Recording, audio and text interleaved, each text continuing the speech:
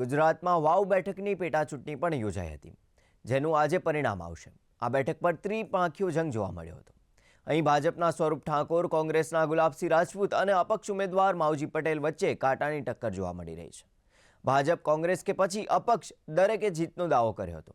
મતગણતરીનો છઠ્ઠો રાઉન્ડ સમાપ્ત થઈ ગયો છે, જેમાં 6399 મતથી કોંગ્રેસના ગુલાબસિંહ રાજપૂત આગળ છે, જેઓએ જીતનો આશાવાદ વ્યક્ત કર્યો હતો। આ બેઠક પર કુલ 10 ઉમેદવારોના ભાવિ ઈવીએમમાંથી ખુલશે। 321 બૂથોની 23 રાઉન્ડમાં મતગણતરી થશે। જગાણા એન્જિનિયરિંગ કોલેજ ખાતે સવારના 8 કલાકે મતગણતરી શરૂ થઈ હતી।